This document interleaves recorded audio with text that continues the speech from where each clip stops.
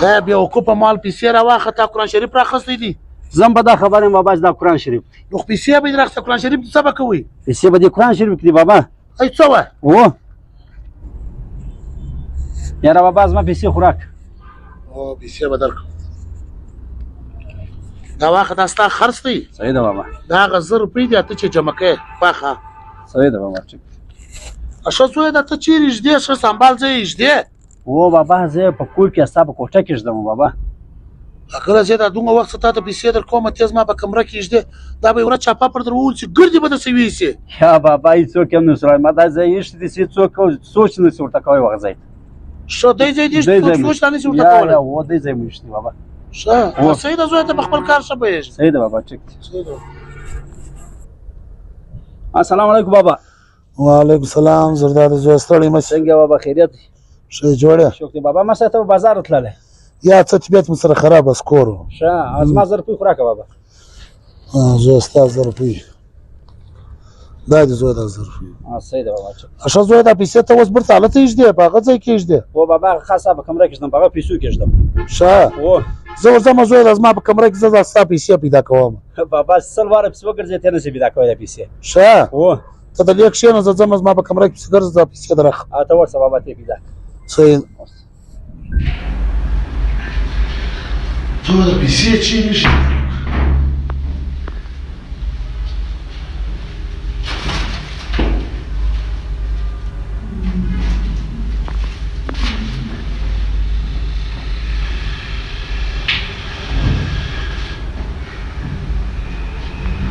یا بدا کې نه ایشتې یار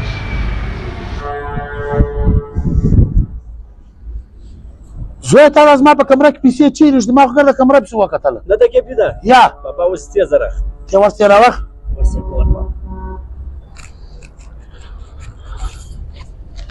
دا بیوقوفه مال پیسې راواخه تا قرآن شریف راخستی دي زم به دا خبر یم بابا چې دا قرآن شریف دی نو پیسې به دې راخسته قرآن شریف څه به کوئ پیسې به دې قرآن شریف کې دي بابا ای څه وایه او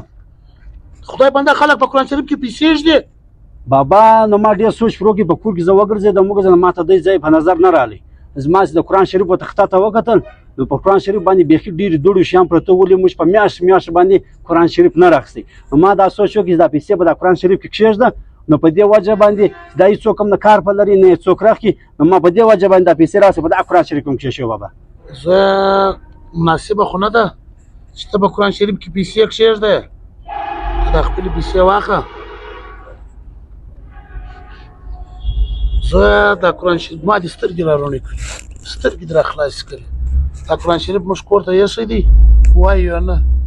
ورته په دې کې پیسې ایښولې او بابا نو بل ځای نه ولې ما دا سوچ وکړي په دا قرآن شریف کې کښېږده به در ډېر زیاته محفوظه ځای ګرځسته نه نو ولې موږ په میاشت باندې موږ په کور کې مال دلې سي چا نه قرآن شریف راخستی نه شی سترګې دې را روڼې کړلې زه به د دې باده به ته پیسې بل ځای ږدې چې هر ځای ږدې هغه ستا کار په قرآن شریف کې به د دې باده پیسې نه ږدې نه ږدم زه به سترګې دې را روڼې کړلې قصه د دماغ خپله را وګرځوئ دا قرآن شریف خلک د دې دپاره کور ته نه راوړي چې بس پر تخته پروت وي چې قرآن شریف پروت وي دا ویانګ هم غواړي بس انشاءالله تعالی د دې باده به دا قرآن شریف هم ځکه خدا کړي سهار وخت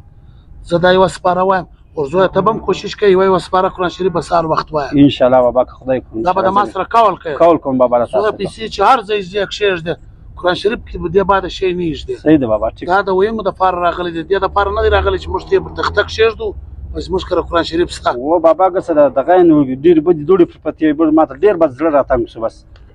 بس زویه د دې باده به خپل قرآن شریف وایي انشاءالله یوه سپاره قرآن شریف به خامخا وایي که خدای کړي انشاءالله بابا دواړه به بس کوشش زویه کوو ورسه په خپل ځای کښېږده دا که بابا مات بس زویه په تخته کښېږده